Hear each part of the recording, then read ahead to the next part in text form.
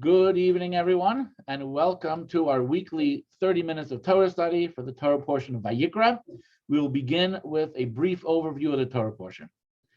God calls to Moshe from the tent of meeting and communicates to him the laws of the karbonos, the animal and meal offerings brought in the sanctuary.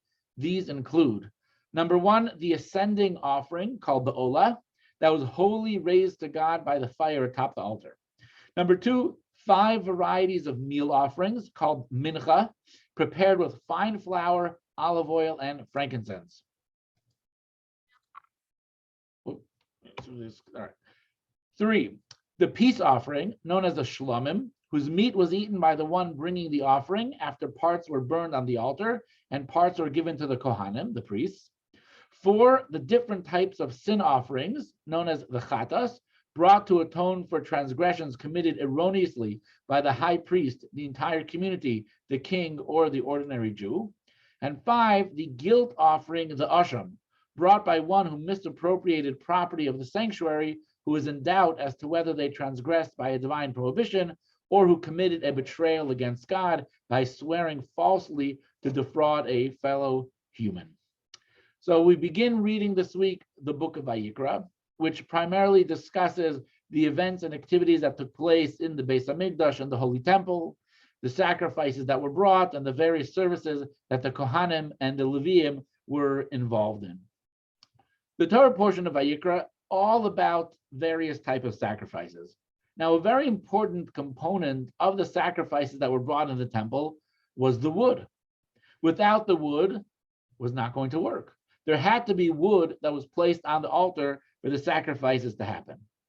Now, the wood that was placed on the altar was not just a technical detail that simply there's no other way without the wood, so therefore there has to be wood for it to burn. It actually was part of the service itself, part of the mitzvah, part of the carbon, part of the sacrifice was to make sure that there was wood. And there's a verse in this week's Torah portion which actually instructs the Kohanim that they are obligated to place the wood on the altar. The Rambam describes the procedure. He says the schedule of the service for the fixed daily offerings.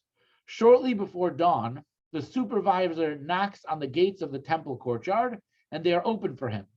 Then the person chosen for this role arranges the large pile of wood on the altar, followed by the second pile, and then he brings up 2 additional logs of wood and places them on the large pile to increase the fire.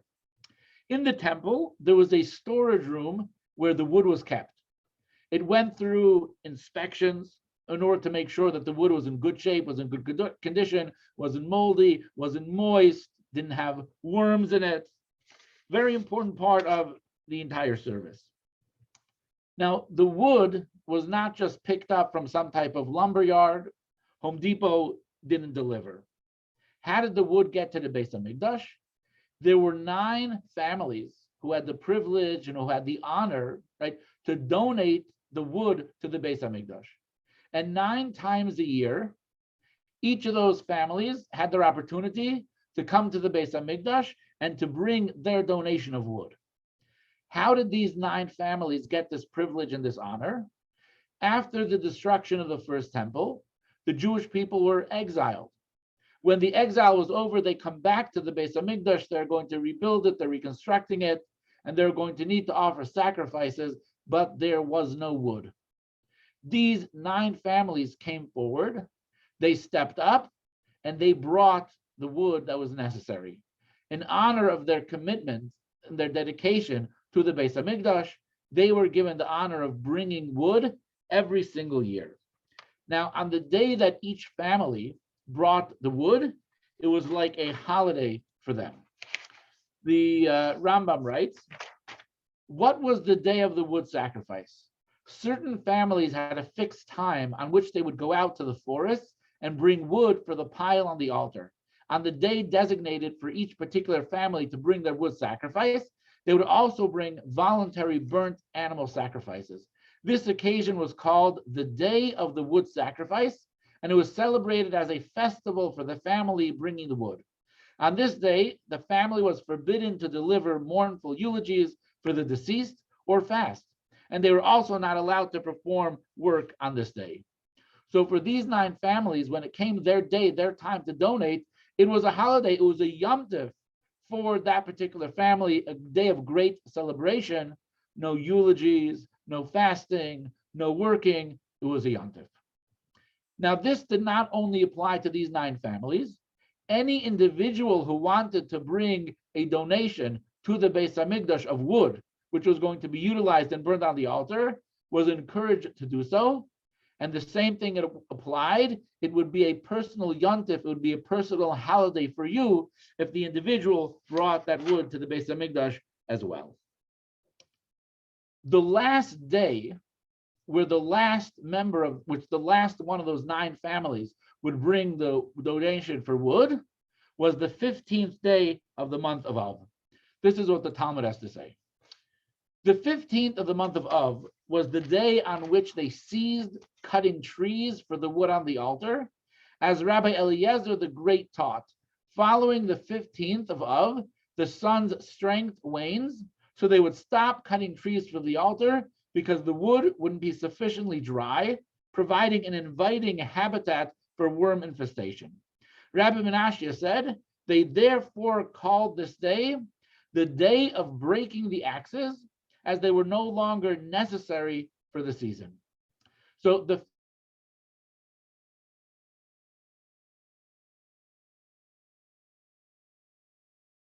was considered to be essentially the happiest day on the Jewish calendar. One of the causes, and as we're going to see, perhaps even the primary cause for the celebration, was that this was the last day when the wood was able to be brought to the temple, and the axes were then broken, and the day actually had a title. It was called the Day of Breaking Axes, and this was a national celebration. But why should it be a national celebration? We have already explained that 9 separate families made donations. So it makes a lot of sense that for the family that brought their donation on that day, it would be a fabulous celebration. But why would it be a celebration for the entirety of the Jewish people? How is that relevant? Now, of course, the Beis Hamikdash is relevant to every Jew. The ability to bring sacrifices is relevant to every Jew. To have wood in the Beis Hamikdash absolutely is relevant to every Jew. But this date of the 15th of Av very simply was a changing of the season. The weather changes. It's not so great for chopping wood after this date. So therefore, this date is the cutoff. Why the simcha? Why the yontif? Why the great celebration? Simply because of the fact the sun is going to wane and will not be as hot in the sky to dry out the wood. Why so exciting? Rabbi Yosef ibn Chaviva, the Nemuki Yosef, has a beautiful comment. He says the 15th of Av was celebrated as a joyous festival because on this day they would complete and conclude the mitzvah of the wood donation. It is customary to make a festive day with a celebratory meal when one completes any mitzvah. So the Nemuki Yosef tells us something very beautiful, that what are the things that we value in life? When you hit an important milestone, you value that, you make a party, you make a celebration. For the Jewish people, what are important milestones? Mitzvahs. The mitzvahs that we do are so precious, they're so important, they're so valuable. When you complete it, you celebrate. You make a yontif, you have a festive meal. So therefore, the entire nation would gather together and they would celebrate. Rabbi Shlomo Luria, known as the Marshal, he elaborates on the idea of celebrating at the conclusion of a mitzvah. He writes, when a Jew completes the study of a section of the Torah, they should give praise and thanks to God and publicize their celebration of completion, as can be derived from the Talmud, where it states that the Jewish people had no greater festivals than Yom Kippur and the 15th of Av. The Talmud gives various reasons for the festive nature of this day, until it concludes with the reason that this was the final day of cutting wood for the altar. In other words, since they completed a great mitzvah on that day, they would celebrate it as a festival. There can be no greater mitzvah than the completion of a section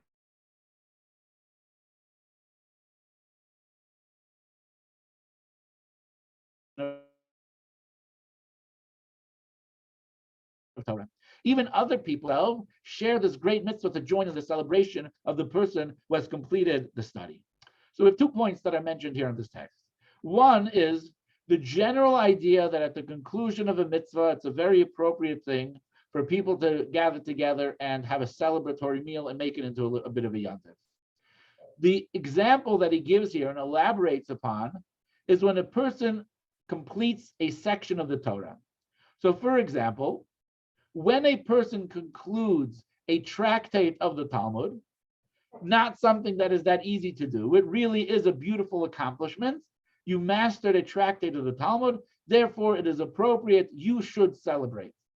And we know that Erev Pesach is called the fast of the firstborn. Right? The firstborn were saved by God during the 10th plague, the firstborns of the Jewish people.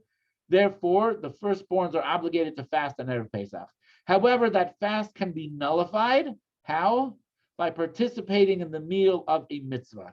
What is considered a meal of a mitzvah?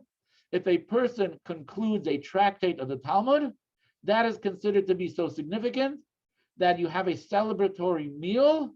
That's a meal of a mitzvah, and you will not have to fast on the fast of a firstborn. So it's quite a beautiful idea that upon the completion of a mitzvah, there is a day and there's a time that you celebrate. However, it's hard to understand how you apply that to this mitzvah. This mitzvah is, there is a cutoff date on the calendar.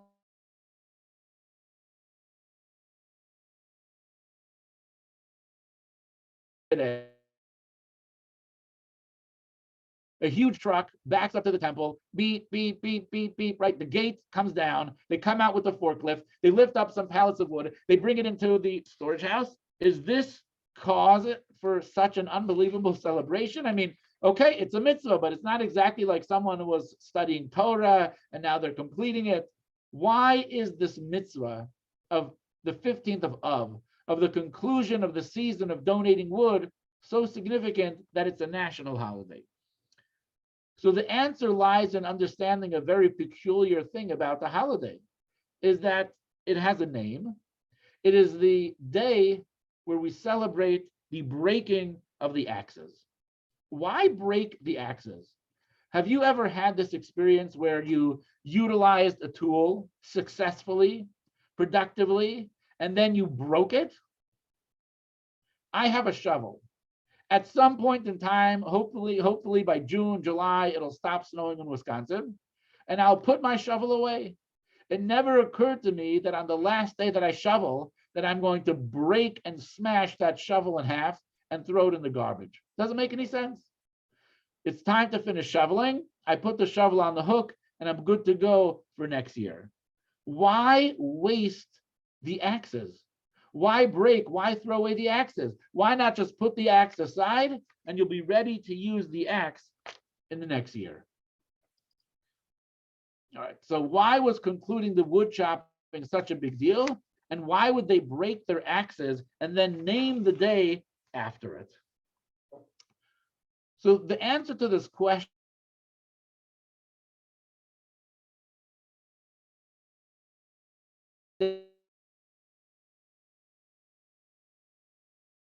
of is the 9th day of the month of Av, Tishrei,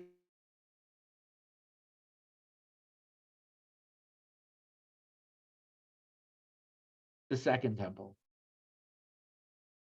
The fact that the holiday of the 15th of Av comes in the week which immediately follows the 9th of Av is to tell us the celebration of the 15th of Av is in fact the antidote, right? The cure for the disease of the destruction of the 9th of Av. Let's see how the Rebbe comments. The teaching that the Jewish people had no greater festival than Yom Kippur and the 15th of Av appears immediately after the Mishnah's discussion of the 9th of Av, the greatest day of mourning of the year. It is in direct continuation from this that the Mishnah concludes on a positive note with the opposite extreme. The Jewish people had no greater festivals than Yom Kippur and the 15th of Av. The proximity indicates that whatever it is that's the cause for there being no greater festivals than Yom Kippur and the 15th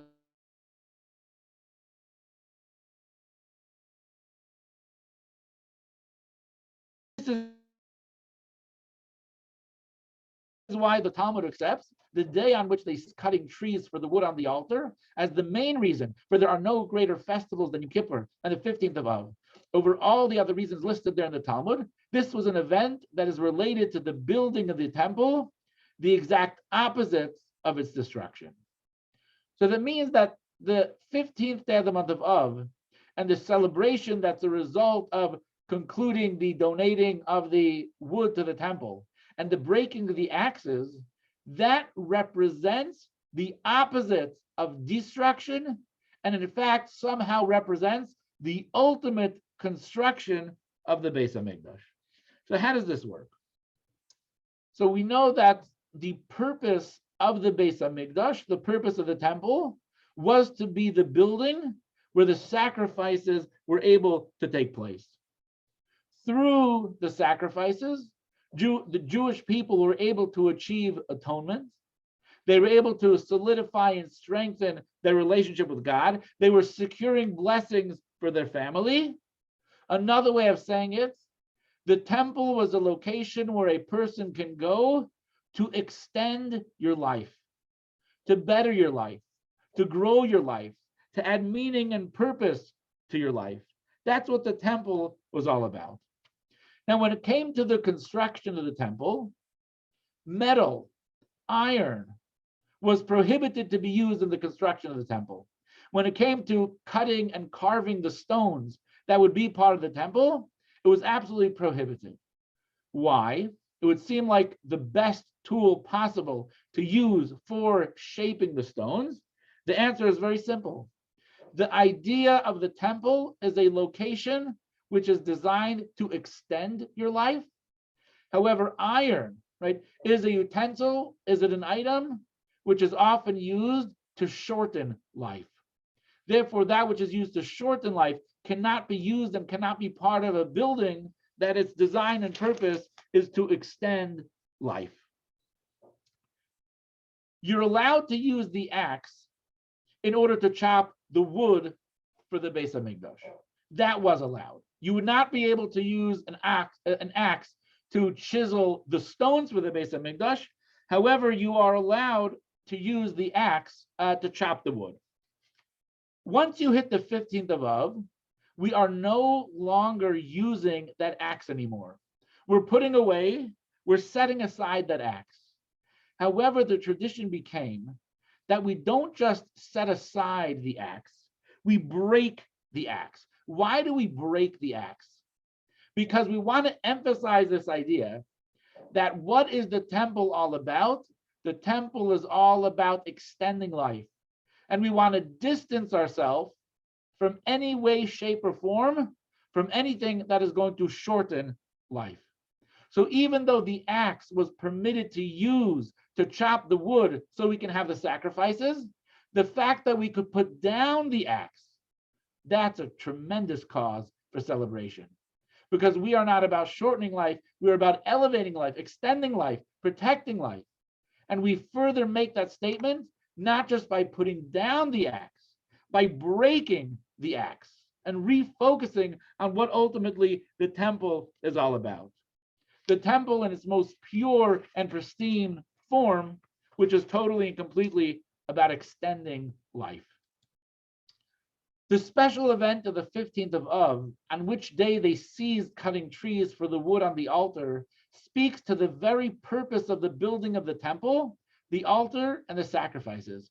The purpose of the altar as a place intended to extend people's lives by bringing sacrifices on it was expressed by the event at the conclusion of the wood chopping. The act of breaking the axes that was done on the 15th of Av was the breaking of the counterweight to the altar, the iron that shortens lives. This is why the iron axes were broken in the literal sense. From that point on, they no longer served the useful purpose of cutting the wood for the altar, and all that remained was their destructive nature that shortened people's lives. It was therefore proper to break them. So why was concluding the wood chopping such a big deal? Because the axes celebrated the temple's constructive purpose, right? It was a reminder of what the temple is really all about, and how going there and connecting and serving God there and refocusing on our purpose and meaning in life, that was the ultimate way to extend our own personal life and ultimately the lives of the Jewish people. So the breaking of the axes clarified, heightened, and elevated what the true purpose of the Beis HaMikdash, of what the Holy Temple is all about. And therefore, there was a tremendous celebration, and it was a yontif, it was a holiday for all the Jewish people, and people gathered together to celebrate it. So there's a beautiful message from this mitzvah, which on the surface would seem to be not that significant, not that prominent, just the day in the calendar where we stop donating wood. Yet when it comes to a mitzvah is always a reason to celebrate. Every mitzvah has so many layers of meaning. Every mitzvah contributes so much to our life. Every mitzvah that we do literally extends our physical and spiritual life. Therefore, the mitzvahs in our life should be the points where we do make celebrations, where we do invite people over, where we do gather together, right? Where we do sponsor the Kiddush, if I could put in a plug for the Kiddush. Gary, coming up this week, a beautiful Kiddush in your family. And we see this idea throughout many Jewish practices. Number one, there's a holiday called Simchas Torah. Simchas Torah is one of the most joyous, happy holidays that we have. It's not a biblical commandment, but as Jews, we value Torah so much that when we conclude the cycle of reading the Torah of the year, we have to celebrate. We have to sing and we have to dance and we drink and eat and all the wonderful things that are associated. When we conclude the Torah, we have Simchas Torah. In 1984, the Rebbe instituted studying the entire Rambam every year, 3 chapters a day. At the conclusion of this annual cycle, there's a celebration, there's a party, people gather together, there's a whole meal. There's a custom where people study 1 page of the Talmud every day. It takes 7.5 years to conclude. When you conclude the entire studying the Talmud, there's a huge celebration, right? The MetLife Stadium was rented out. There's something like 70,000 Jews gathered there in order to celebrate. Because that which you find important and valuable in life, the mitzvahs in your life, these are the causes for the greatest celebrations in life. Find that mitzvah that you do. Don't just do it on your own. Invite friends, invite family. Allow that to be a central focus point of your life. God willing, next week, Tuesday, 7:30 p.m., our weekly 30 minutes of Torah study class will focus on Purim. So it'll be a Purim-themed class.